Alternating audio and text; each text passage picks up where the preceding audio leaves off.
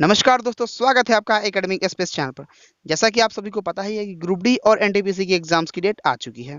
यह एग्जाम्स 15 दिसंबर से शुरू होने वाली है, इसलिए आपके पास समय तो कम है, लेकिन तैयारी इसमें काफ़ी अच्छे से करनी है। इसके लिए हम आपके लिए 2 सीरीज चला रहे हैं, जिसमें फर्स्ट सीरीज में आपको हम जनरल स्टडी की 25 क्वेश्चंस कराएंगे।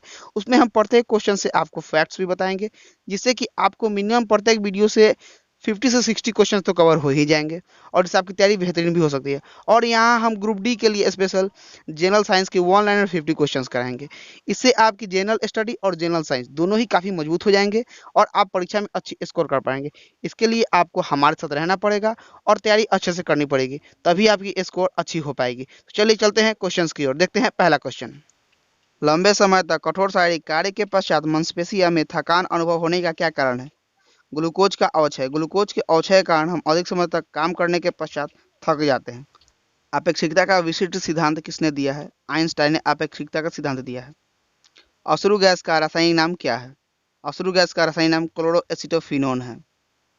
जंतुओं में फुट एंड माउथ रोग होता है, तो जंतुओं में फुट एंड माउथ रोग विषाणुओं के कारण होता है। किसी द्रव का क्वथनांक कैसे कम किया जा सकता है? तो द्रव का क्वथनांक उसके दाब को कम करके कम किया जा सकता है। किसमें रक्त नहीं होता है किंतु श्वसन करता है? तो हाइड्रा में रक्त नहीं होता है, परंतु श्वसन की क्रिया जरूर होती है। उच्चतर वोल्टेज को निम्नतर वोल्टेज में रूपांतरित करने वाला उपकरण कहलाता है। तो उच्चतर वोल्टेज को निम्न वोल्टेज में कन्वर्ट करता है ट्रांसफार्मर। आरएच फैक्टर पद किसके नाम पर उत्पन्न हुआ? तो यह नाम बंदर के नाम पर रखा गया है। नॉर्मन बोरलॉग किस लिए प्रसिद्ध है? नॉर्मन बोरलॉग यानी एनी बोरलॉग हरित क्रांति के जनक है, इसलिए वे प्रसिद्ध है। दूध से क्रीम को अलग करने पर दूध का घनत्व पर क्या प्रभाव पड़ता है? तो दूध का घनत्व बढ़ जाता है। वसा मानव शरीर में कहाँ संग्रहित होते हैं? तो वसा मानव शरीर में त्वचा के नीचे संग्रहित होता है। इलेक्ट्रॉन माइक्रोस्कोप में प्रकाश का क्या स्रोत है? तो इलेक्ट्रॉन माइक्रोस्कोप में प्रकाश का स्रोत इलेक्ट्रॉन किरण है। परिपथ में लगे उपकरणों की सुरक्षा के लिए फ्यूज का प्रयोग होता है। फ्यूज किन धातुओं का मिश्र धातु है? तो फ्यूज तांबा, टीन और शीशा से मिलकर बनाया जाता है। एक यंत्र एसी को डीसी में परिवर्तित करने के लिए जाना जाता है, तो रेक्टिफायर एसी को डीसी में परिवर्तित करता है। गर्भस्थ शिशु के रक्त में पाई जाने वाली कोशिकाएं जिनमें मानव अंग की विकास की सबसे अधिक क्षमता होती है, क्या कहते हैं? तो इसे स्टेम सेल कहते हैं। मानव के शरीर में 24 घंटे में कितने लीटर लार निकलते हैं? तो 24 घंटे में 1.5 लीटर लार का स्रावन होता है। सामान्य घेगा की बीमारी में गर्दन फूल जाती है, और ऐसा किस ग्रंथि के कारण होता है? तो ऐसा थायरॉक्सिन ग्रंथि के कारण होता है। ग्रीन हाउस प्रभाव में पृथ्वी के वातावरण का गर्म होना सबसे अधिक किसके कारण है? तो अल्ट्रावायलेट रे यानी परावैंगनिक किरणों के कारण। पेट्रोल की ज्वलन गुणवत्ता बढ़ाई जाती है, तो पेट्रोल की ज्वलन गुणवत्ता ऑक्टेन संख्या से बढ़ाई जाती है। प्रज्वलन के कारण सिगरेट से निकलने वाली रंगहीन गैस कौन सी है? तो प्रज्वलन से कार्बन मोनोऑक्साइड निकलती है, जो सबसे प्रदूषक गैस है। कौन सी ग्रंथि मानव शरीर में उत्तेजना का कारण होता है? एंड्रिनल ग्रंथि मानव शरीर में उत्तेजना का कारण होता है। इसे आपातकालीन हार्मोन तथा जीवन रक्षक हार्मोन भी कहते हैं। थैलेसीमिया के रोगी के शरीर में किसके संश्लेषण की क्षमता नहीं होती है? तो हीमोग्लोबिन के संश्लेषण की क्षमता नहीं होती है। रक्त के जमने में किस आयन की भूमिका होती है? तो रक्त के जमने में कैल्शियम आयन की भूमिका होती है। ताजा मूत्र में कोई गंध नहीं होता, जबकि कुछ समय बाद वह तीव्र दुर्गंध हो जाती है, कारण क्या है?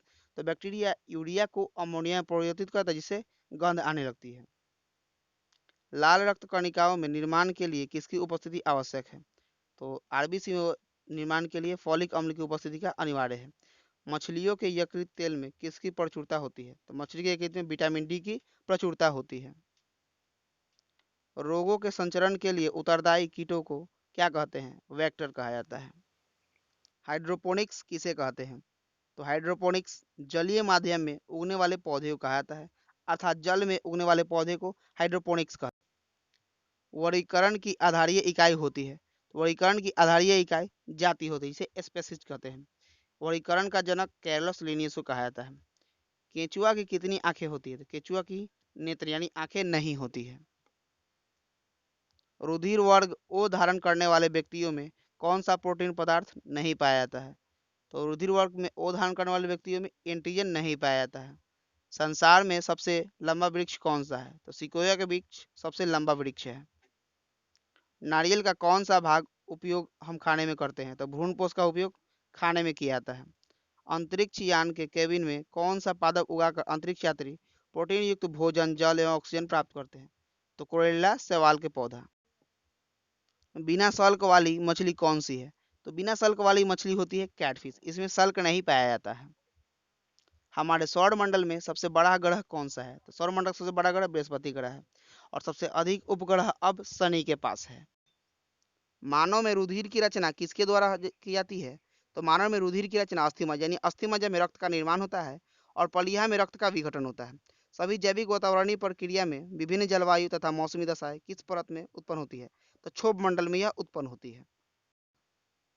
सूर्य से पृथ्वी तक पहुंचने में सूर्य के प्रकाश को कितना समय लगता है? तो इसका समय है 8 मिनट 20 सेकेंड, जो कि लगभग में है। सोल्डर यानी टांका किसका मिश्र धातु है? तो सोल्डर टीना और सीसा को मिलाकर बनाया जाता है। मेरे प्यारे दोस्तों, अगर आपने ये वीडियो यहाँ देखा है, इसका मतलब आपकी इंटरेस्ट पढ़ाई में जोर है और आप भी चाहते हैं कि आपको एक सरकारी जॉब हो, परंतु इसके लिए आपको कड़ी मेहनत करनी पड़ेगी और मेहनत पूरी लगन से करनी पड़ेगी। इसके लिए हम तो आपके साथ हैं, परंतु आपको हमारे साथ जरूर होना पड़ेगा, तभी आपकी तैयारी बेहतरीन तरीके से हो सकती है। हम आपकी जनरल स्टडी और जनरल साइंस की तैयारी काफ़ी बेहतरीन तरीके से कराएंगे, ये हम आपको विश्वास दिलाते हैं।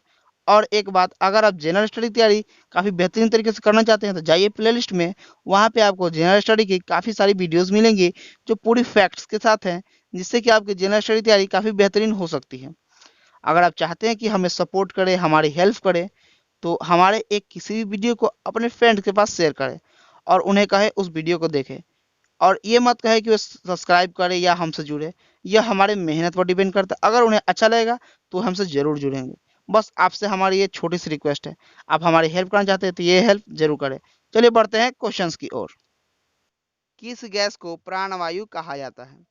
तो ऑक्सीजन को प्राणवायु कहा जाता है क्योंकि ऑक्सीजन के बिना हम एक पल भी जीवित नहीं रह सकते। क्षारों द्वारा तेल का जल अवघटन कहलाता है, साबुनीकरण कहलाता है, यह प्रक्रिया साबुनीकरण कहलाती है। नायलॉन बनाने के लिए प्रयुक्त कच्चा पदार्थ है, तो नायलॉन में कच्चा पदार्थ के रूप में एडिपिक अम्ल का प्रयोग किया जाता है। रबर उद्योग में बहुलता से प्रयुक्त होती है, तो रबर उद्योग में एनिलीन की बहुलता होती है, इसका प्रयोग बहुत मात्रा में होता है। मानव गुर्दे में बनने वाली पथरी प्रायः बनी होती है, तो मानव गुर्दे की जो पथरी होती है वो कैल्शियम ऑक्जेलेट की बनी होती है। हीलियम की खोज करता है, तो हीलियम की खोजकर्ता लेकेयर है। हीलियम एक अक्रिय गैस है जो काफ़ी हल्का होता है, इसलिए इसका प्रयोग गुब्बारे भरने में भी किया जाता है। टमाटर सॉस में कौन सा अम्ल पाया जाता है? तो टमाटर सॉस में एसिटिक अम्ल पाया जाता है। एसिटिक अम्ल सिरका में भी पाया जाता है। चांदी का निष्कर्षण मुख्यतः किस अयस्क से किया जाता है? तो चांदी का निष्कर्षण अर्जेंटाइट अयस्क से किया जाता है। चांदी एक धातु है जो विद्युत का सबसे अच्छा सुचालक होता है। पेट्रोलियम से प्राप्त होने वाला मोम जिसे वैक्स कहते हैं वह कौन सा है? तो पैराफिन जो है पेट्रोलियम से प्राप्त होने वाला मोम है। रसायनों का सम्राट किसे कहता है? तो रसायनों का सम्राट सल्फ्यूरिक अम्ल को कहा जाता है। इसका अणुसूत्र H2SO4 होता है। सो फ्रेंड्स, आज का वीडियो हम यहीं पे समाप्त करते हैं। उम्मीद है आपको वीडियो पसंद आई होगी।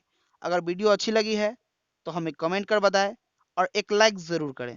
अगर आप चैनल पर पहली बार आ रहे हैं तो चैनल को सब्सक्राइब कर ले, बेल आइकन प्रेस कर ले और ऑल नोटिफिकेशन बेल को क्लिक करके नोटिफिकेशन ऑल कर ले, ताकि जब भी हम वीडियो अपलोड करें सबसे पहले नोटिफिकेशन आपके पास जाए और आप हमारे वीडियो देख पाए, जो कि आपके लिए काफ़ी यूज़फुल है।